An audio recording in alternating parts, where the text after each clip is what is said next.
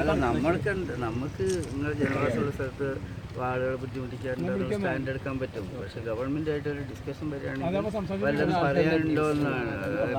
നമുക്ക് ഫ്ലാറ്റ് ആയിട്ട് നോ എന്നുള്ളതാണ്. ഞങ്ങളിപ്പോൾ നിങ്ങളിവിടെ നമ്മളാരും അതിൻ്റെ കാര്യമില്ല. പക്ഷേ എന്തെങ്കിലും ഒരു പ്രായോഗികമായ ഒരു നിർദ്ദേശം വെച്ചിട്ട് ഇതിനൊരു ഭീഷണി എടുക്കാൻ നോക്കിയിരിക്കും. അങ്ങനെ തലമുറ എടുത്ത് മാറ്റണമെങ്കിൽ അതിനെന്തെങ്കിലും പ്രപ്പോസൽ വെക്കാൻ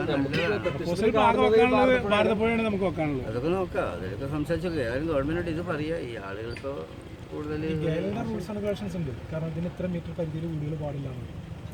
അതുപോലെ ഈ വൈജംഗ്ഷനിലൊക്കെ 600 മീറ്റർ പരിധി പാടില്ല എന്നുള്ളതാണ് പറയുന്നത്. 800 മീറ്റർ ചുറ്റളവിൽ വീട് പാടൂല.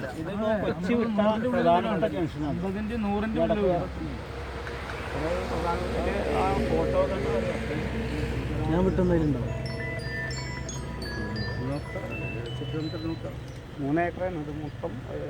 അത് അതിന്റെ ആ ഉയരത്തിന് മീതെ അങ്ങനെ 100 ഏക്കർ 400 ഏക്കർ നശിച്ചു. കാരണം ആകെയുള്ള ആശ്രയം വെള്ളം ഇതാണ് 8 അടി പാടാണ്. മൊത്തം 3 ഏക്കറാണ്. ആ കാണുന്ന ദൃശ്യം അങ്ങനെ വെള്ളമൊക്കെ ഒഴുകി ഇതിലൂടെ പോകുന്ന പാലങ്ങളാണ്. അല്ല, ഒരു 1.5 മീറ്റർ താത്തിയപ്പോ തന്നെ വെള്ളം കണ്ടെക്കണം അവര്. ഇവിടെ ഈ ചാല് താത്തിയപ്പോ തന്നെ 1.5 മീറ്റർ പാടാണ്. അല്ല, നന്നായി കൃഷി ചെയ്യുന്ന പാടാണ്. ഇവിടെ മഴ പെയ്തിട്ട് ഇവിടുന്നാണ് ഈ വെള്ളം ആ ഭാഗത്തേക്ക് പോകുന്നത്. കൃഷി ചെയ്യാനുള്ള വെള്ളം അതിന്റെ ഒരു കോൾപ്പാടം മാതിരിയാണിത്. ഉറവുള്ള സ്ഥലമാണിത്. വെള്ളം കെട്ടിയിരിക്കുന്നതാണ്. ആ വെള്ളം ഒഴുകിയാൽ ഇവിടെ കൃഷി നടക്കുകയും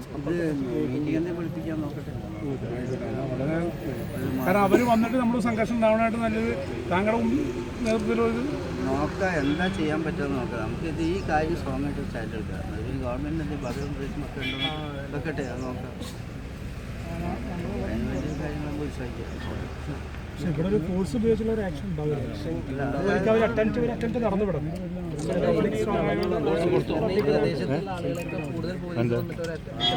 അതായത് 1000 ആൾക്കാരുണ്ട്, 2000 പോലീസുണ്ടായിരുന്നു. നോക്കാം. ഗവൺമെൻറ് അവർ നിർദ്ദേശം